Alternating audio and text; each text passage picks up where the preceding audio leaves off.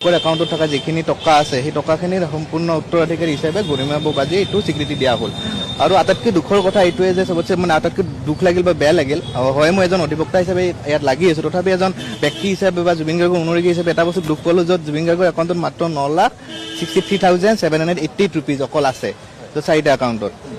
আৰু বাকী আপোনাৰ তেখেতৰ আৰু কিছুমান কাম বাকী আছে, ধৰক যেনেকৈ তেখেতৰ এটা মিউজিক LLP আছিলে, তো সেই মিউজিক LLPটো আপোনাৰ বিশেষকৈ সিদ্ধাৰ্থ শৰ্মা, জুবিন গাৰ্গ আৰু আপোনাৰ তাৰছে মিট্টল তেখেতসকলৰ 3জনৰ মিলি এটা জুবিন গাৰ্গ মিউজিক LLP আছিলে, য'ত আপোনাৰ জুবিন গাৰ্গৰ শ্বেয়াৰ আছিলে 60%, তাৰছে মিট্টলৰ শ্বেয়াৰ আছিলে 25% আৰু 15% শ্বেয়াৰ আছিলে সিদ্ধাৰ্থ শৰ্মা।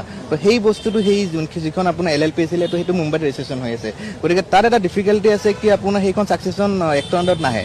ছাকচেছন এক্টৰ আণ্ডাৰত অকল আপোনাৰ যিখিনি বেংকৰ প্ৰপাৰ্টি আছে বা বেংকৰ একাউণ্টত যিখিনি টকা আছে সেইখিনিহে আহিব, আৰু বাকী যিখিনি আপোনাৰ LLPত আছে, মিউজিক LLP সেই LLPখিনি কৰিবলৈ হ'লে সেইখন আগে ৰিভক কৰিব লাগিব। ৰিভক কৰাৰ পিছতে সেইখন নতুনকৈ কৰিব পৰা যাব, য'ত গৰিমা শইকীয়াই তাত আহি নিজৰ উত্তৰাধিকাৰীটো প্ৰমাণ কৰিব পাৰিব। কিন্তু সেইটো কাৰণে সময় লাগিব। এতিয়া সিদ্ধাৰ্থ শৰ্মা যিখিনি সম্পত্তি আছে, সিদ্ধাৰ্থ শৰ্মাৰ আপোনাৰ মহাবীৰ একুৱা বৰ্তমান এটাচ কৰা আছে বা তেখেতৰ বেংক একাউণ্টখিনি এটাচ কৰা আছে। তো গতিকে এই টকাখিনি যিখিনি আছে সেইখিনি এণ্ড অফ দ্য ডে, মানে যেতিয়া কোৰ্টত কেছটো খতম হ'ব বা ভাৰ্ডিক্ট আপোনাৰ শুনাব, তাৰপিছত সেই পইচাখিনি যদি আপুনি সিহঁতে প্ৰুভ কৰিব নোৱাৰে যে সেই টকাখিনি সিহঁতৰ আছিল, সেইখিনি পইচা সিহঁতে তেতিয়া আপোনাৰ কোৰ্টে জব কৰিব পাৰিব, আৰু জব কৰাৰ পিছত এণ্ড অফ দ্য ডে সেইখিনি গভৰ্ণমেণ্টে আপোনাৰ যদি প্ৰুভ হৈ যায় গোটেইখিনি, তেতিয়া সেইটো গৰিমা শইকীয়াক অৰ্পণ কৰিব পাৰিব।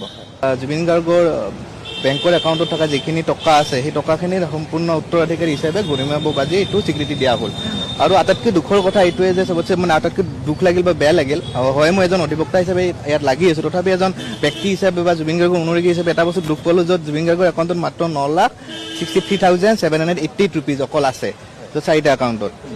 আৰু বাকী আপোনাৰ তেখেতৰ আৰু কিছুমান কাম বাকী আছে, ধৰক যেনেকৈ তেখেতৰ এটা মিউজিক LLP আছিলে, তো সেই মিউজিক LLPটো আপোনাৰ বিশেষকৈ সিদ্ধাৰ্থ শৰ্মা, জুবিন গাৰ্গ আৰু আপোনাৰ তাৰছে মিট্টল তেখেতসকলৰ 3জনৰ মিলি এটা জুবিন গাৰ্গ মিউজিক LLP আছিলে, য'ত আপোনাৰ জুবিন গাৰ্গৰ শ্বেয়াৰ আছিলে 60%, তাৰছে মিট্টলৰ শ্বেয়াৰ আছিলে 25% আৰু 15% শ্বেয়াৰ আছিলে সিদ্ধাৰ্থ শৰ্মা। তো সেই বস্তুটো সেই যিখন আপোনাৰ LLP আছিলে, তো সেইটো মুম্বাইত ৰেজিষ্ট্ৰেশ্যন হৈ আছে। গতিকে তাত এটা ডিফিকাল্টি আছে কি আপোনাৰ সেইখন ছাকচেছন এক্টৰ আণ্ডাৰত নাহে। ছাকচেছন এক্টৰ আণ্ডাৰত অকল আপোনাৰ যিখিনি বেংকৰ প্ৰপাৰ্টি আছে বা বেংকৰ একাউণ্টত যিখিনি টকা আছে সেইখিনিহে আহিব, আৰু বাকী যিখিনি আপোনাৰ LLPত আছে, মিউজিক LLP সেই LLPখিনি কৰিবলৈ হ'লে সেইখন আগে ৰিভক কৰিব লাগিব। ৰিভক কৰাৰ পিছতে সেইখন নতুনকৈ কৰিব পৰা যাব, য'ত গৰিমা শইকীয়াই তাত আহি নিজৰ উত্তৰাধিকাৰীটো প্ৰমাণ কৰিব পাৰিব। কিন্তু সেইটো কাৰণে সময় লাগিব। এতিয়া সিদ্ধাৰ্থ শৰ্মা যিখিনি সম্পত্তি আছে, সিদ্ধাৰ্থ শৰ্মাৰ আপোনাৰ মহাবীৰ একুৱা বৰ্তমান এটাচ কৰা আছে বা তেখেতৰ বেংক একাউণ্টখিনি এটাচ কৰা আছে। তো গতিকে এই টকাখিনি যিখিনি আছে সেইখিনি এণ্ড অফ দ্য ডে, মানে যেতিয়া কোৰ্টত কেছটো খতম হ'ব বা ভাৰ্ডিক্ট আপোনাৰ শুনাব, তাৰপিছত সেই পইচাখিনি যদি আপুনি সিহঁতে প্ৰুভ কৰিব নোৱাৰে যে সেই টকাখিনি সিহঁতৰ আছিল, সেইখিনি পইচা সিহঁতে তেতিয়া আপোনাৰ কোৰ্টে জব কৰিব পাৰিব, আৰু জব কৰাৰ পিছত এণ্ড অফ দ্য ডে সেইখিনি গভৰ্ণমেণ্টে আপোনাৰ যদি প্ৰুভ হৈ যায় গোটেইখিনি, তেতিয়া সেইটো গৰিমা শইকীয়াক অৰ্পণ কৰিব পাৰিব।